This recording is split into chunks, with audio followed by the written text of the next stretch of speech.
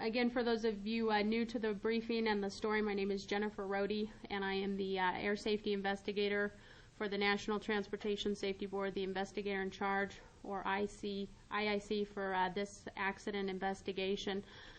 Late yesterday evening, we were able to get ahead of schedule with the wreckage recovery, which was fortunate due to the amount of snowfall that they have received in the Boulder area. We were able to recover all of the wreckage that was flagged and identified during the 2-day on-scene investigation. All of the wreckage that was identifiable was removed from the scene and has been taken north to Greeley, Colorado, to a facility entitled Beagles Aircraft, and the wreckage will remain there for the duration of the investigation. I know one of the first questions that a lot of people have been wondering is why the airplanes weren't under control of air traffic control. And kind of a misnomer that the airspace is called uncontrolled airspace. Actually, most of the airplanes are being tracked, but they're not required to call an air traffic controller. So most of the responsibility falls on the pilot, often called see and avoid. So they just make sure that the area is clear of other airplanes, only used on clear days, like it was on Saturday. Like today, it wouldn't work. That's why you're not seeing any airplanes flying in the air. But there's also a radio frequency that is assigned to this area, and so the pilots can make radio calls on the frequency, but they don't actually make them to anybody in particular. They just make these broadcast calls of their position, their altitude, their intentions. Sometimes they'll even ask, are there other airplanes in the area? You know, so they're basically controlling themselves. And in some ways it works even better because the pilot doesn't have a false sense of security. It's up to them to be clearing the airspace around them. And, you know, we operate that way 365 days a year. And very few incidences anywhere in the United States in uncontrolled airspace. But yes, the onus is on the pilots involved. Late yesterday evening, we had an opportunity to speak with the pilot of the Schweitzer glider, and his statement to us verbally during our interview was consistent with the written statement that he had provided to the Boulder Police Department and the Boulder County Sheriff's Office. And again, to reiterate that statement, he was in flight behind the Piper Pawnee tow plane. The flight was in a level, as in the airplanes were not banking. They were in a level flight. They were in a slight climb.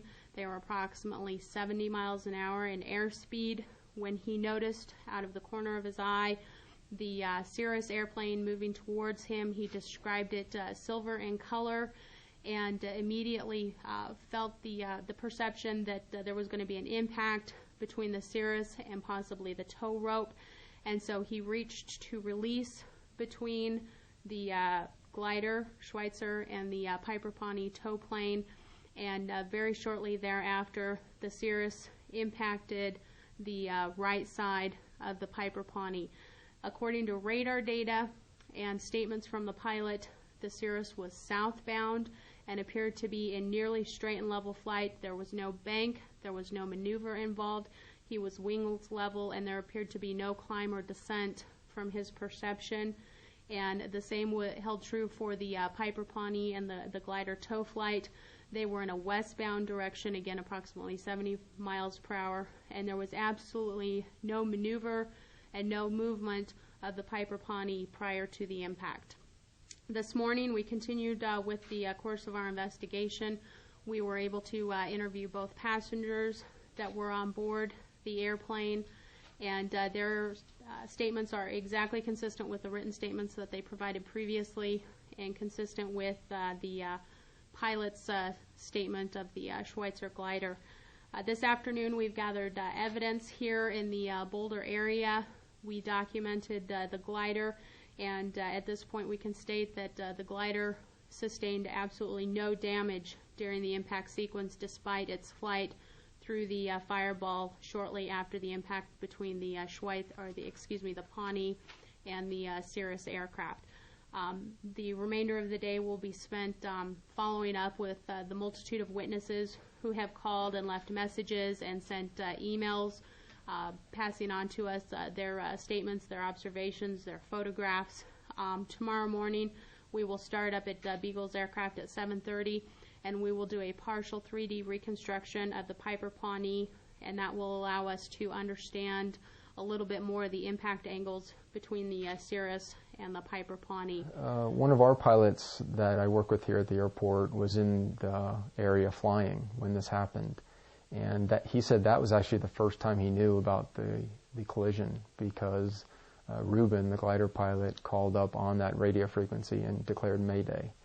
And Tracy was this gentleman's name that was flying, and he basically responded to Ruben and reassured him that they would call 911 and they would get all the emergency apparatus and help in any way he could. And so I think that was probably the first 911 call. I imagine there were many afterward when people saw the smoke, but the initial Mayday call was made by Ruben.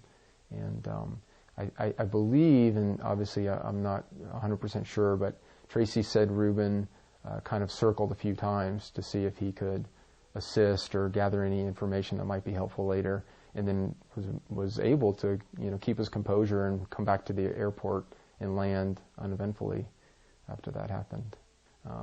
It's hard to say at this point if they saw each other and didn't have time to avoid each other, or if there was a glare off the windshield. It's really hard to say. And the NTSB, they're experts at finding all the pieces and putting them back together again. So I think after all the interviews and looking at the equipment and the eyewitnesses and things, I think we'll have a better picture of what happened. But I think it would be an error to try to speculate at this point why the two planes collided. Again, that final factual report comes out between 6 and 8 months after the initiation of the investigation, and we don't do that to keep everybody on edge. We do that so that we're slow and methodical, and we don't miss or overlook any aspects of safety that may be pertinent to this accident. The purpose rather of the National Transportation Safety Board is to establish the facts and circumstances surrounding the accident, establish a probable cause.